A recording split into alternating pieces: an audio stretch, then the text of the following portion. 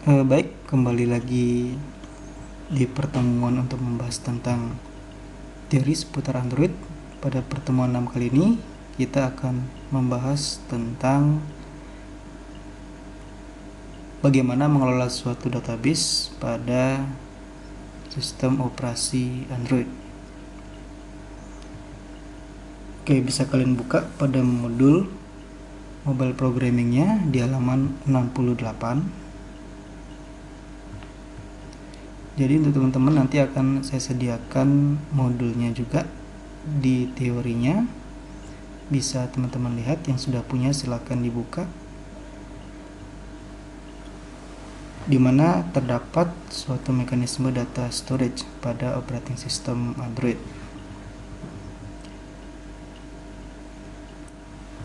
Oke, pada aplikasi Android di sini juga memerlukan suatu penyimpanan untuk dapat menyimpan data sesuai dengan keperluan yang diinginkan. Di mana mekanisme data storage di sini yang pertama ada SQLite, di mana pengertiannya merupakan mesin basis data yang tertanam pada Android dan juga bersifat kode terbuka atau open source. Digunakan ketika aplikasi memerlukan untuk menyimpan data dengan ukuran besar. Jadi SQLite di sini berbeda halnya dengan MySQL, di mana SQLite merupakan storage yang langsung ada di dalam sistem operasi Android-nya. Kemudian yang kedua ada penyimpanan internal. Penyimpanan internal di sini sama halnya dengan memori internal pada perangkat mobile Android-nya ataupun perangkat yang memang memerlukan penyimpanan internal. Digunakan untuk menyimpan data yang sangat kecil dan tidak memerlukan perubahan yang terlalu sering. Platform Android mengizinkan untuk membuat dan membaca berkas dari penyimpanan internal. Biasanya berkas yang disimpan pada penyimpanan internal bersifat private untuk suatu aplikasi dan tidak bisa diakses oleh aplikasi lainnya. Kemudian yang ketiga ada penyimpanan eksternal atau external storage. Android menyediakan kemudahan dalam menyimpan data pada media eksternal karena keterbatasan ukuran dari penyimpanan eksternal. Jadi bisa dikatakan memori atau penyimpanan eksternal di sini sebagai contoh itu memori SD card yang teman-teman bisa pasangkan dari luar ke dalam device Android-nya atau device smartphone-nya atau yang sejenis seperti itu. Kemudian ada share preference, berguna untuk menyimpan secara cepat nilai default, variabel kondisi dari antarmuka yang berlangsung, dan preferensi pengguna. Share preference sendiri merupakan mekanisme ringan untuk menyimpan pasangan key value dari tipe data primitif seperti integer, boolean, string, float, dan long. Oke, nanti untuk lebih jelasnya bisa teman-teman searching di Google sendiri untuk mekanisme data storage-nya. Kemudian ada koneksi jaringan. Jadi selain dari yang penyimpanan internal untuk mengakses suatu database, pada Android juga menyediakan koneksi jaringan, di mana Android mengizinkan aplikasi untuk mengakses yang tersimpan di luar aplikasi seperti pada jaringan lokal ataupun internet. Sebagai contoh di sini untuk yang internet bisa menggunakan MySQL ya untuk mengelola database-nya. Dan pada pertemuan kali ini kita akan menggunakan SQLite sebagai data storage-nya pada aplikasi yang akan kita buat saat ini. di mana untuk platform Android, SQLite membantu untuk membangun basis data yang independen atau yang berdiri sendiri untuk membentuk aplikasi dalam menyimpan ataupun mengelola data. Kemudian database SQLite tersimpan di folder data /data/nama package-nya /database di perangkat Android-nya. Kemudian secara default basis data bersifat private dan hanya bisa diakses oleh aplikasi yang bersangkutan. Jadi kalau teman-teman memiliki dua perangkat ini, pada SQLite dia hanya dapat mengakses pada perangkat itu saja, tidak dapat diakses oleh perangkat yang lainnya jika memang datanya tersimpan pada perangkat yang satu. Oke, di sini kita akan langsung mencoba untuk dapat mengimplementasikan bagaimana penggunaan dari SQLite atau database SQLite di dalam sistem operasi Android-nya. Oke, untuk yang pertama di sini saya sudah punya contoh yang sudah jadi, tapi kita akan sama-sama lagi untuk membuat apps yang baru. Oke, di sini untuk spek komputer saya menggunakan komputer dengan Intel Celeron ya, N4000 CPU 1,1 GHz dengan menggunakan RAM 4 GB. Jadi dimana untuk Eclipse atau IDE Eclipse di sini tidak perlu menggunakan spek komputer dengan mekanisme yang sangat tinggi ya, seperti misalkan Core i5 ataupun Core i3. Jadi di sini bisa menggunakan minimal Intel Celeron. Di sini saya menggunakan Intel Inside ya. Jadi untuk teman-teman yang memiliki komputer yang tidak terlalu tinggi bisa menggunakan IDE Eclipse untuk menjalankannya. Oke, balik ke aplikasi Eclipse-nya. Kalau teman-teman ketika menjalankan aplikasinya kemudian ada error, itu berkaitan dengan versi JDK yang bitnya. Jadi di sini sebenarnya Eclipse di sini dia berjalan di operating system 32 bit atau x86. Jadi nanti akan saya sertakan linknya untuk download JDK versi 32 bitnya agar nantinya Eclipse-nya dapat berjalan ya. Sebenarnya tidak ada settingan khusus, hanya memerlukan JDK dengan versi 32 bit. Jadi yang link sebelumnya yang pernah saya bagikan di materinya di pertemuan-pertemuan sebelumnya itu ternyata 64 bit. Jadi IDE Eclipse-nya tidak bisa di running ya. Oke, nanti itu teknisnya bagaimana kalau ada kendala untuk menginstal Eclipse-nya bisa langsung diskusi bersama-sama melalui WhatsApp ya. Oke, balik lagi ke Eclipse-nya. Di sini pertama-tama kita akan membuat project baru.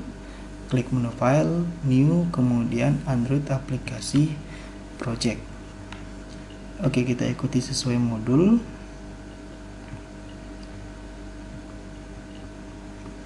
Oke, buat nama projectnya itu database SQLite. Tapi di sini kita akan rubah sedikit, gunakan nama underscore name, kemudian database SQLite gitu ya, SQLite. Oke, untuk project name-nya kita biarkan, package name-nya juga kita biarkan, jadi tidak ada yang dirubah ya. Kita hanya memberikan nama pada application name-nya saja. Kemudian kita next, kemudian next lagi. Ini kita biarkan, kemudian next. Kita gunakan blank activity saja, kemudian next. Nah, di sini main activity kita biarkan secara default. Layout name juga kita biarkan secara default activity main. Kemudian finish.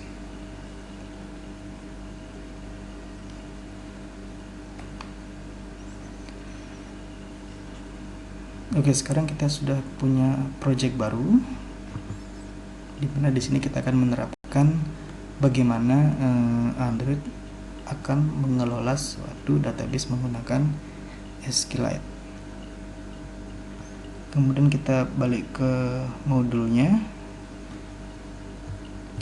Setelah jadi, perhatikan di sini pada layout activity main tambahkan kode berikut. Jadi teman-teman tinggal copy saja ini dari atas sampai bawah. Teman-teman copy.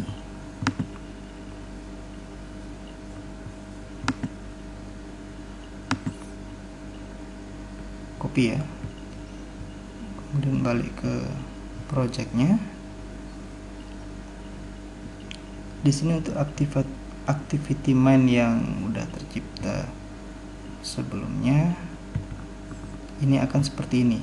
Dia akan ada add string hello world gitu ya. Ini akan kita copy semua dan kita hapus, kita gantikan dengan yang tadi kita copy. Kita paste di sini. Oke, ini sebenarnya dia memanjang ke samping kanan, tapi tidak masalah selama tidak ada pemberitahuan error, maka aplikasi akan tetap berjalan dengan baik. Oke, di sini kita enter saja.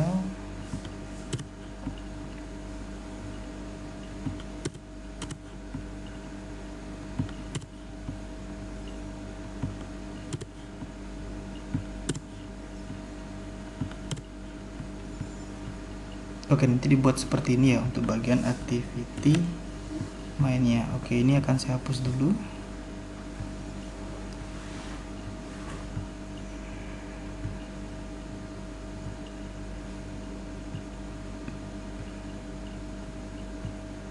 Oke, kira-kira sampai sini sudah paham ya untuk kita dapat memasang atau memodifikasi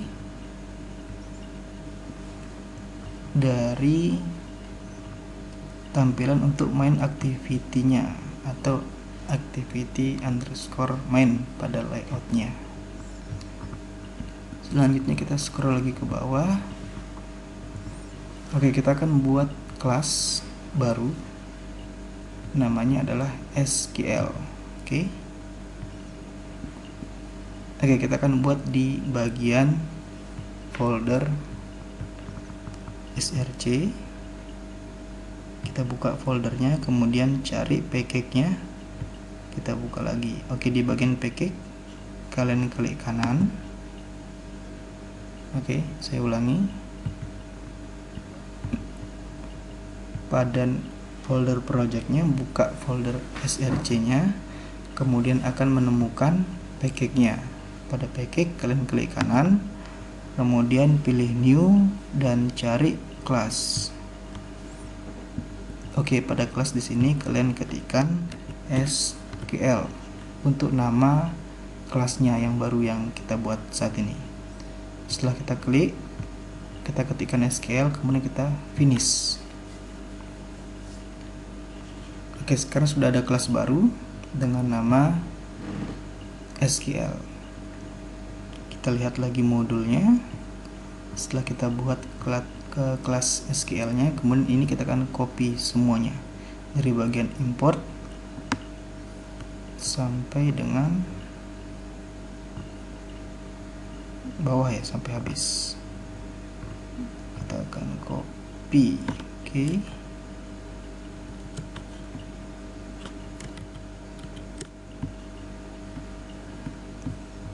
Di sini kita akan copy.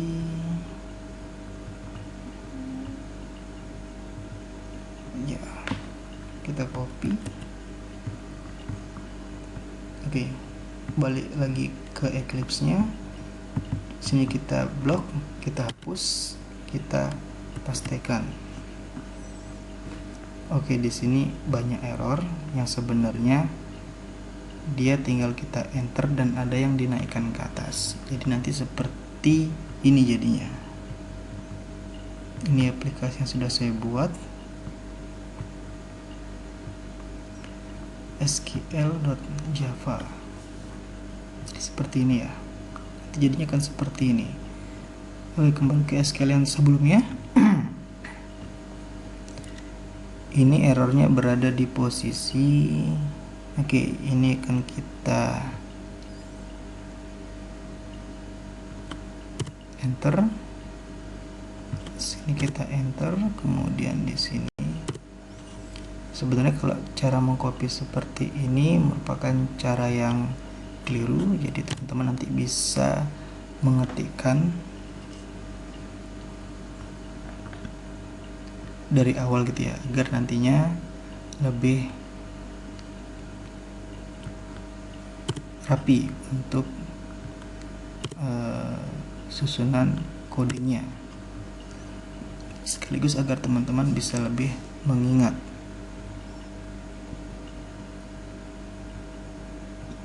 Kemudian di sini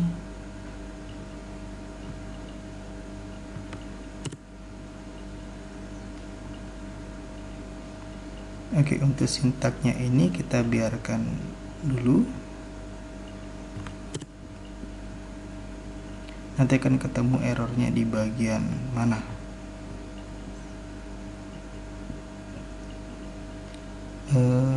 Oke. Sepertinya banyak yang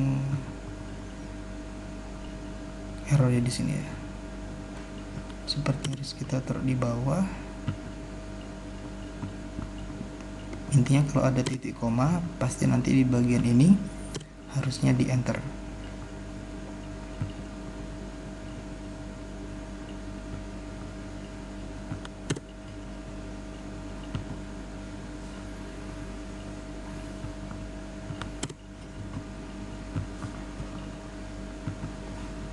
Kemudian ini juga kita enter.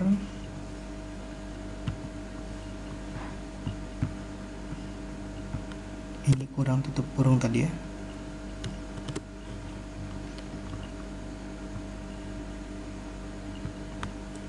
Tadi kurang nggak ya? Ini juga kita enter. Kemudian lagi kita perhatikan lagi modulnya, dimana kira-kira posisinya yang keliru.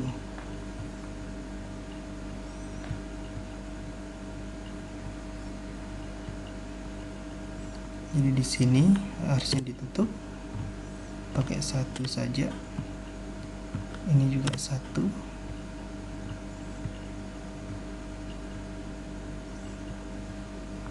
Public SQL context, oke. Kemudian di sini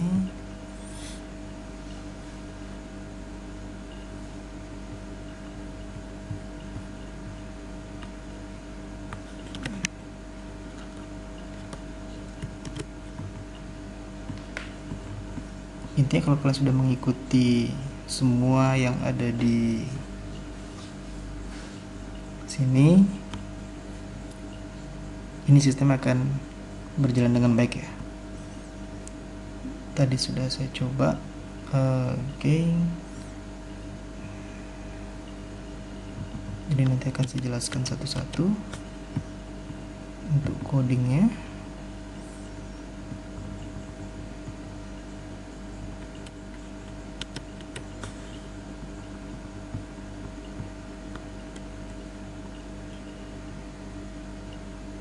Harusnya dihapus ya.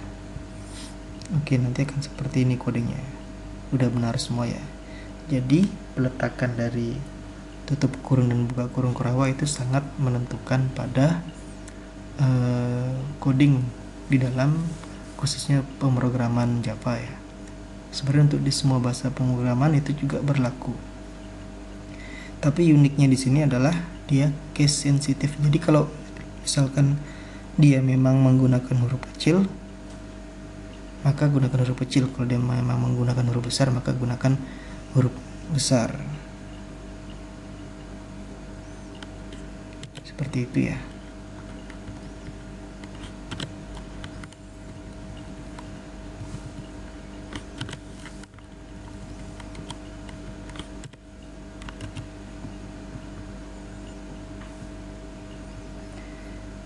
Oke, ini berlaku untuk semua yang ada di modul. Jadi teman-teman bisa ikutin. Kemudian berikutnya kita buat kelas. Kita buat kelas add. Namanya adalah add. Kemudian diikuti dengan kita membuat layout dengan nama activity add. Oke.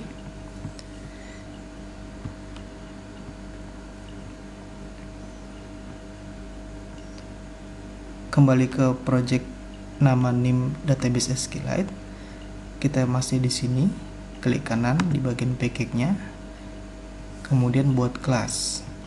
Nama kelasnya tadi adalah add. Oke. Kemudian finish. Selanjutnya tadi kita juga harus membuat layout dengan nama activity add. Oke, folder layout berada pada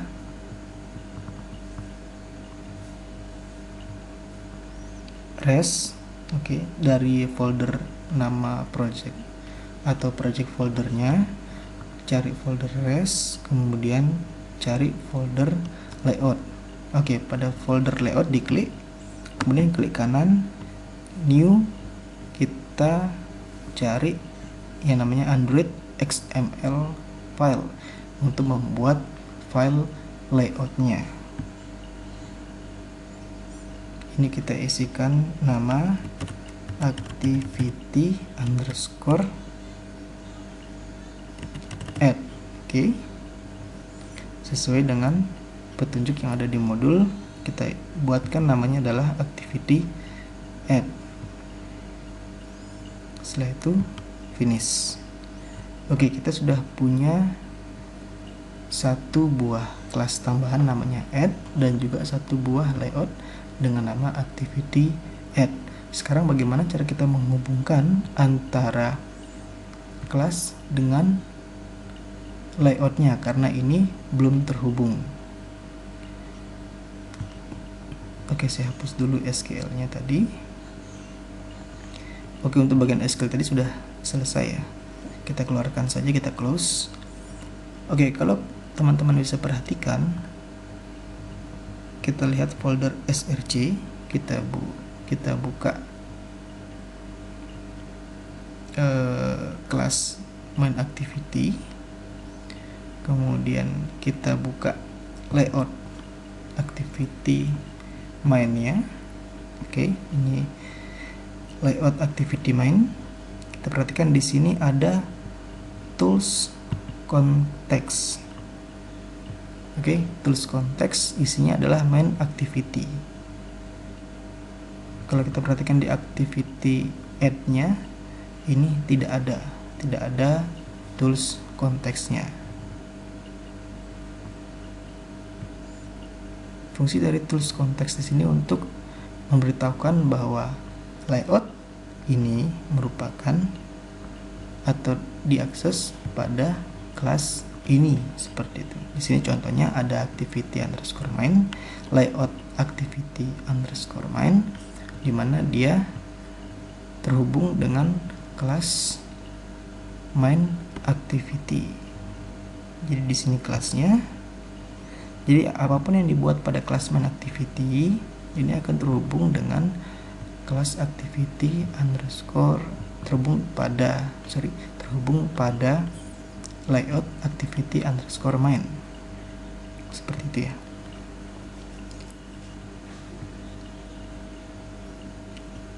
Kemudian kembali ke modul lagi.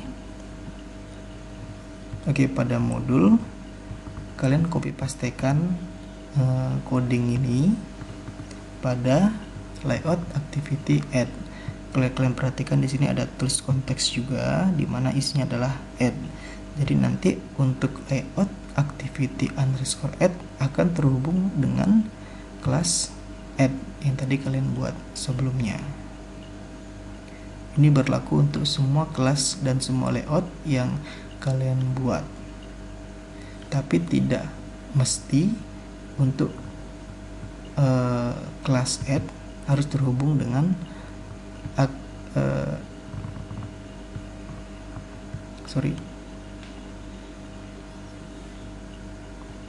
tidak harus kelas add terhubung pada layout activity add, karena ditentukan dengan tools konteks.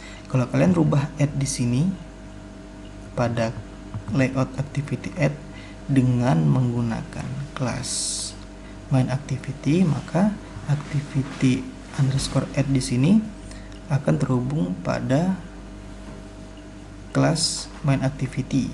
Kalau kalian rubah add di sini menjadi main activity, seperti itu ya. Jadi banyak sekali coding yang harus kalian juga pelajari, bagaimana cara menghubungkan suatu kelas terhadap suatu layoutnya atau pasangan layoutnya, seperti itu. Oke, kembali ke Eclipse-nya. Oke, hal tersebut kalian buat mengikuti modul. Jadi kalian copy pastekan ini, kemudian setelah kalian copy pastekan ke dalam layoutnya, kalian juga kopikan yang ada di sini ke dalam kelas add-nya tadi yang kalian buat sebelumnya. Jadi kalau ini kalian copy pastekan ke dalam layoutnya, dan yang ini kalian copy pastekan ke dalam kelasnya. Oke, fungsi dari kelas add di sini adalah untuk menambah data pada database SQLite-nya.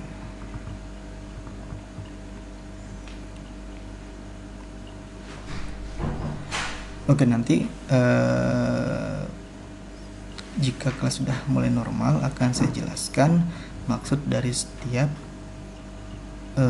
baik itu variabel, baik itu fungsi ataupun prosedur yang ada pada sistem database SQLite-nya. Karena ini merupakan video dengan durasi yang tidak bisa panjang dan pastinya akan membosankan juga. Jadi saya langsung bagaimana teknis kita akan menggunakan database SQLite ini agar nantinya kita dapat memasukkan data, memanipulasi, mengedit data, dan juga menghapus datanya. Oke, kalau tadi kelas add dan layout activity_add-nya sudah kalian buat, selanjutnya kalian buat lagi kelas dengan nama edit dan layoutnya dengan nama activity_edit. Ini sama halnya seperti kalian membuat kelas add-nya dan juga membuat layout activity_add-nya. Jadi sama, kemudian copy paste untuk codingnya juga sama. Jadi kalau ini di copy pastekan ke dalam layout activity_edit-nya, kemudian kalau yang di bawah ini kalian copy pastekan ke dalam kelas edit-nya. Oke. Kemudian yang terakhir, kalian tambahkan coding ini, oke, yang ada di halaman 77. Kalian tambahkan ke dalam kelas main activity, oke, ke dalam kelasnya, bukan ke dalam layoutnya, tetapi ke dalam kelas main activity-nya. Tinggal kalian copy pastekan, tapi jangan sembarang copy paste. Kalau kalian perhatikan di sini, import android.os.bundle, di sini ada 2. Jadi sebaiknya apa yang kalian lakukan, kalau dia ada tanda Oke, kalau saya berikan contoh di sini, kita lihat ke Eclipse-nya.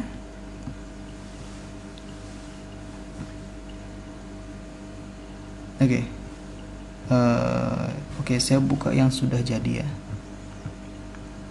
Di sini misalkan di main activity.java, mudahan ada. Tadi saya sudah hapus juga. Oh ya, sudah hilang. Di bagian edit. Oke, sudah hilang juga. Di bagian add-nya. Oke, sudah hilang juga. Jadi contohnya seperti ini. Misalkan ini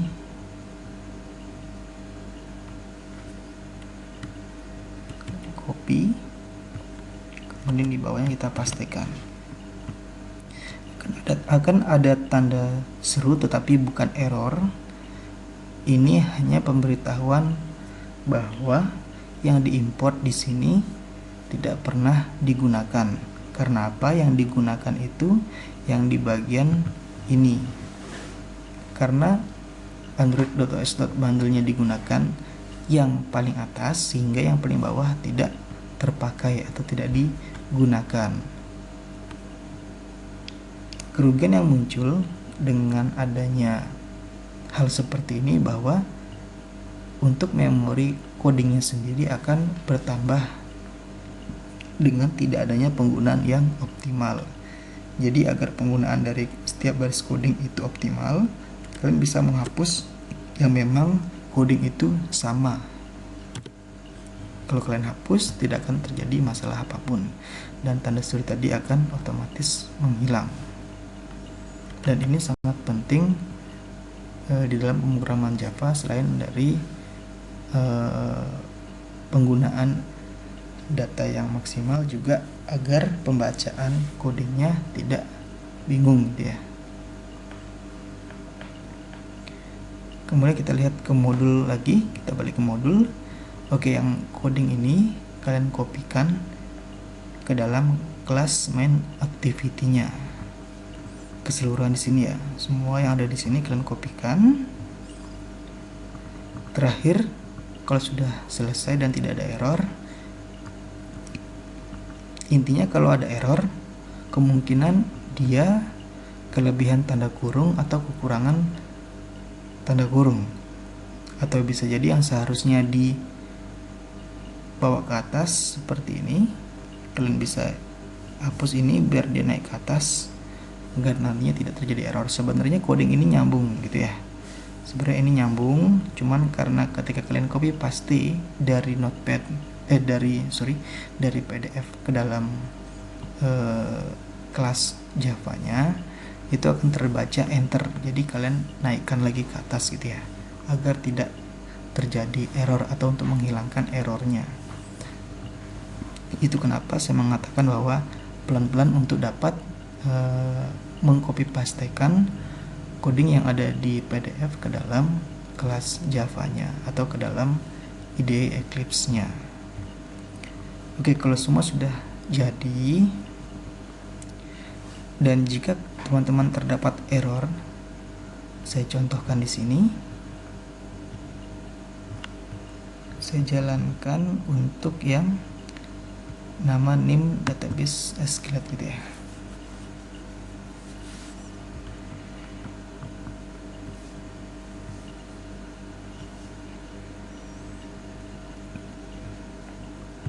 Oke, kalau teman-teman masih ingat untuk yang teori minggu lalu, teman-teman sudah sempat baca dan lihat videonya, kita akan membahas tentang bagaimana membaca bug pada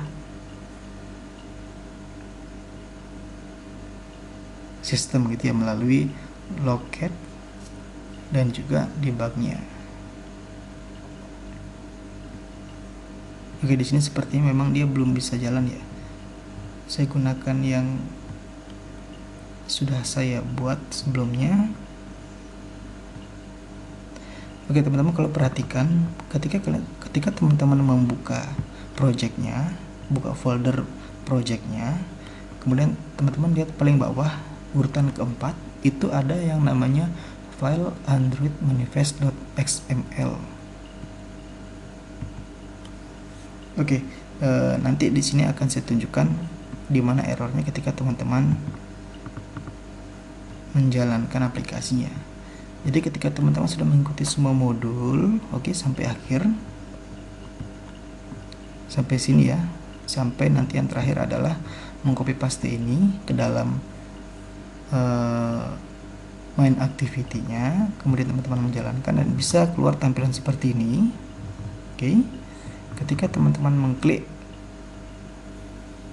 salah satu datanya, teman-teman klik, kemudian teman-teman akan melihat tampilan edit atau delete, dan ketika teman-teman mengklik edit maka dia akan muncul error. Oke, nah error tersebut muncul kenapa? Di sini dia alasannya. Oke, kita kembali ke Eclipse-nya. Teman-teman perhatikan di sini ada Android manifest.xml. Ini saya tambahkan secara manual untuk kelas add dan juga kelas edit. Nah, ini yang sebenarnya bermasalah. Kalau seandainya saya hapus, oke, saya hapus, kemudian saya jalankan, saya simpan dulu semuanya, saya jalankan aplikasi saya.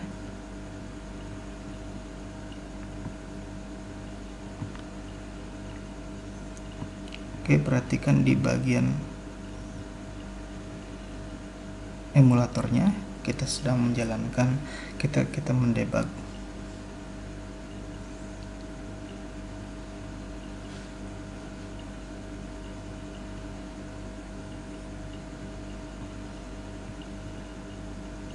Oke, kita harus menjalankan ulang ya untuk emulatornya.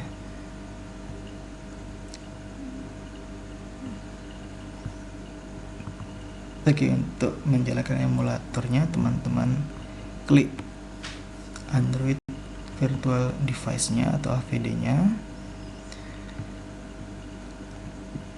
Di sini saya gunakan atau saya setting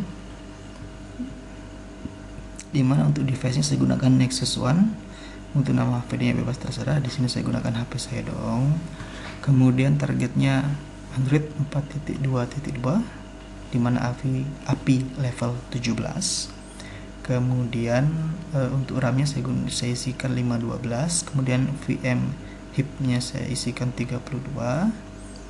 Kemudian dimana internal storage-nya saya isikan 1024 MB, dan untuk SD card atau memori eksternalnya saya isikan 1024 MB. Oke, coba kita jalankan di sini. Kita start dan kita launch.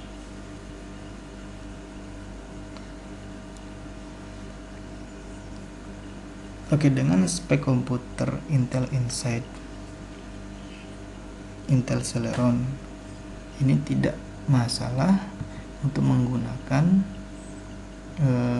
IDE Eclipse, karena IDE Eclipse di sini lebih ringan daripada Android Studio-nya. Tapi kalau teman-teman memang ingin mendevelop aplikasi Android dengan menggunakan Android Studio, itu juga tidak masalah. Saya bebaskan penggunaan dari editornya apapun bisa.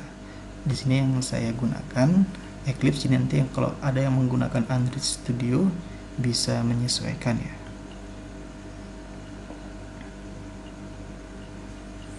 Oke, kita tunggu jalan ya.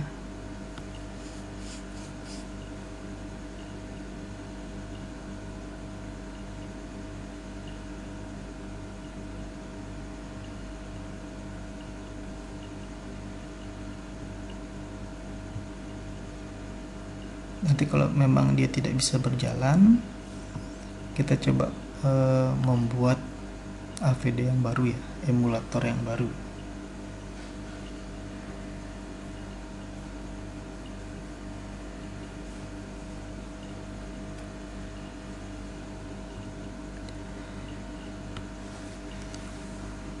Oke, masih ada yang ingat ya untuk bagaimana pembacaan loket itu dilakukan. Jadi teman-teman bisa memperhatikan pada bagian loket, dimana untuk level kalau dia tulisannya berwarna merah itu berarti error. Jadi teman-teman bisa membaca errornya melalui pesan yang ditampilkan dari loketnya, di mana yang teman-teman fokuskan adalah nama kelas dan baris keberapa dia error bermasalah.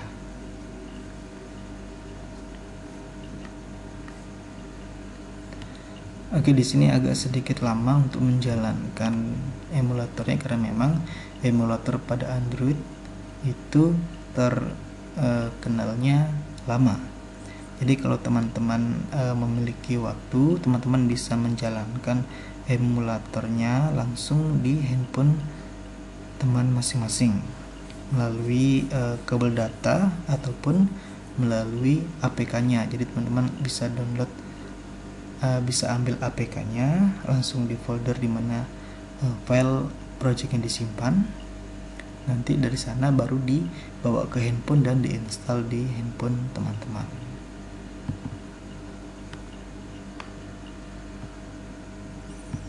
Oke, ini sudah kebuka ya. Coba saya jalankan.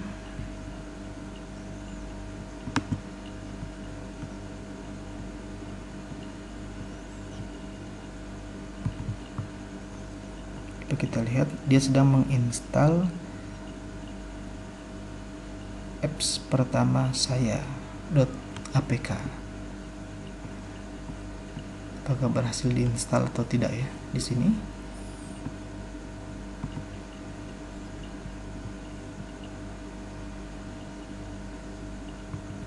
Oke, dia sedang men-starting activity untuk package-nya.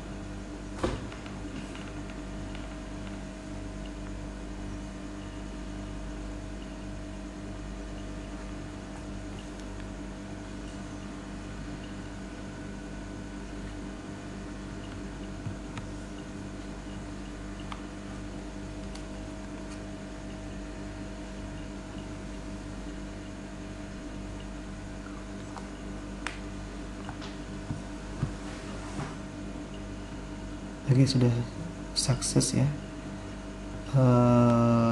Kita lihat di bagian ini. Tunggu sebentar, sepertinya APK-nya berat ya.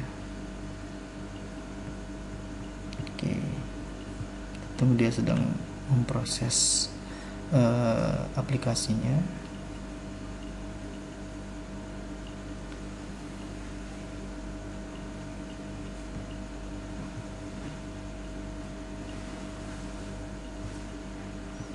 Oke, di sini posisinya. Coba saya buka.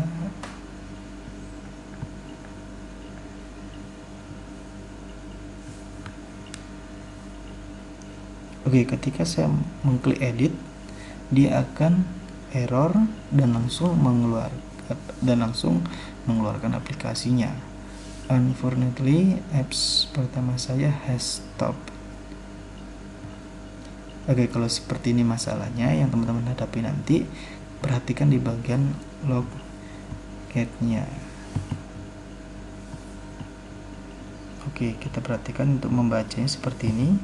Lihat error yang paling atas di dekat fatal exception. Dikatakan di sini android.content.activity not found exception, unable to find explicit activity class, bla bla bla bla bla bla.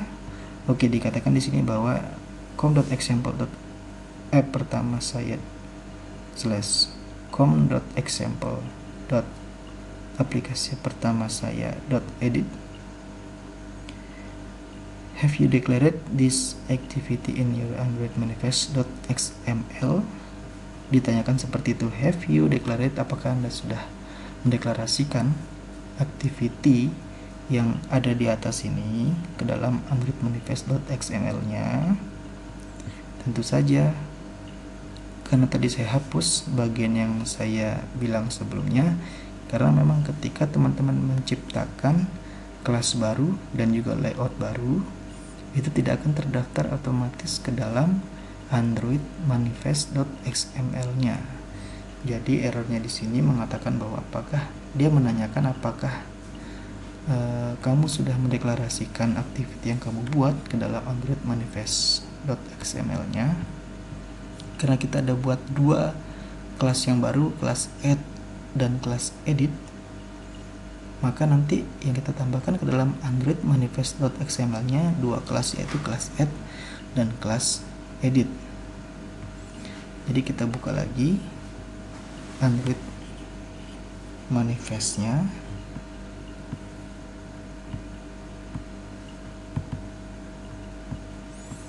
Kita tambahkan di bagian bawah dari activity yang isinya yaitu main activity, karena main activity ini merupakan activity utamanya yang secara default akan tercipta ketika kita membuat project baru. Jadi ini sepaket sampai sini, sehingga kita akan menambahkan kelas barunya di bawah, pas di bawahnya. Jadi seperti ini ya, tambahkan. Jadi kita tambahkan add dan juga tambahkan edit. Tentunya dengan activity yang terpisah. Jadi ini activity pembukanya di atas dan activity penutupnya juga di bawahnya. Setiap kelas yang kita ciptakan, yang baru kita ciptakan, harus kita tambahkan manual di dalam Android manifest-nya, agar nantinya dapat dibaca oleh sistem bahwa kelas yang kita buat itu terdaftar. Sehingga ketika kita ingin mengakses kelas tersebut, dia sudah terdaftar di Android manifest-nya dan akan secara otomatis diketahui bahwa kelas tersebut memang berada pada aplikasi ini, seperti itu. Kalau sudah, teman-teman bisa save all, kemudian teman-teman bisa menjalankan lagi. Klik kanan pada folder projectnya, pilih run as, kemudian pilih Android aplikasi.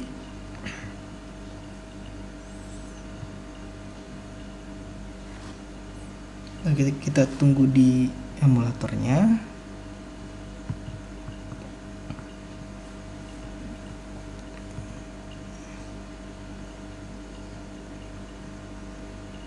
Oke, ini sedang diproses.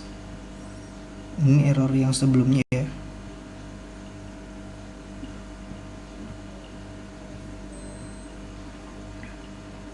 Oke, di sini pemberitahuan dari loketnya.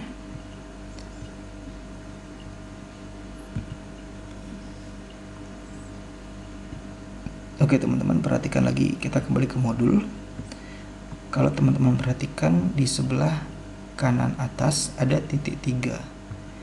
Itu merupakan menu bar yang kalau diklik dia akan memunculkan berbagai macam menu.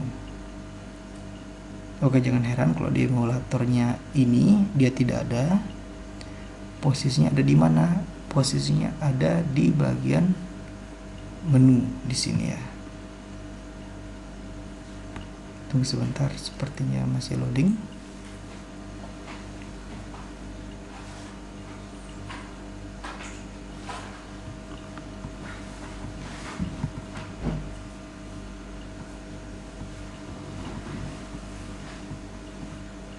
Oke.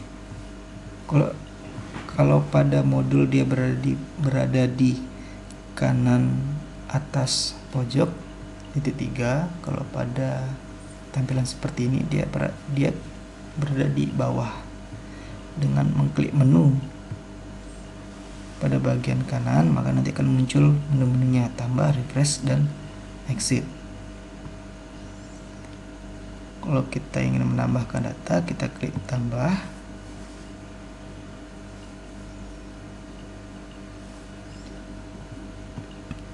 Judul bukunya apa? Misalkan judul bukunya kita ketikkan BBB, nama pengarangnya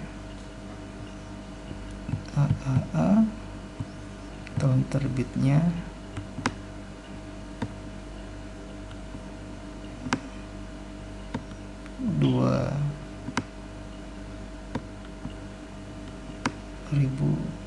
seperti itu ya. Kemudian nama penerbitnya,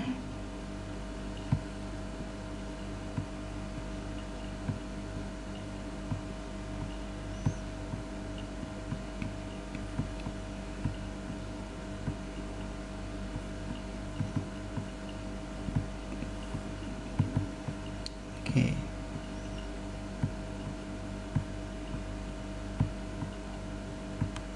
Seperti itu ya. Kalau sudah, kita simpan. Berhasil dan akan kembali ke tampilan awalnya, dan terlihat di sini datanya bertambah. Yang tadi kita sudah masukkan itu adalah BBB untuk nama bukunya. Kalau kita merubah seperti tadi, kita klik salah satunya, misalkan yang A, kita klik, akan muncul dua pilihan, edit atau delete. Kita edit.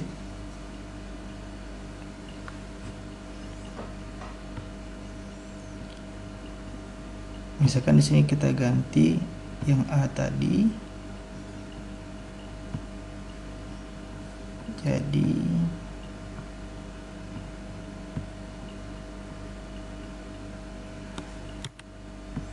CCC gitu ya. Misalkan A, B, C. Oke. A, B, C. Kita simpan. Oke, berhasil. Jadi di mana tadi yang AAA berubah sekarang menjadi ABC. Jadi seperti itu.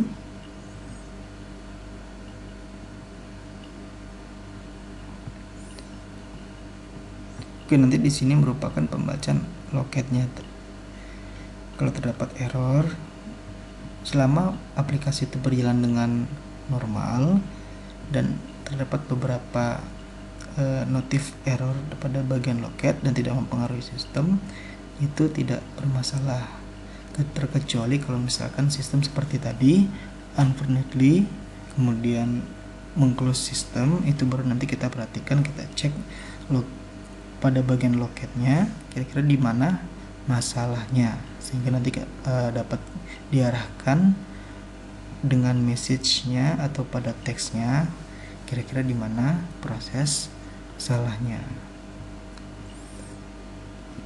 Oke, ini merupakan tutorial atau materi belajar SQLite pada Android gitu ya. Dan tugas teman-teman nanti simple, tidak berat. Teman-teman membuat aplikasi untuk menyimpan ke database SQLite. Yang teman-teman simpan hanya dua data, yang pertama nama dan yang kedua name. Oke. Teman-teman bisa menambahkan, kemudian bisa mengedit,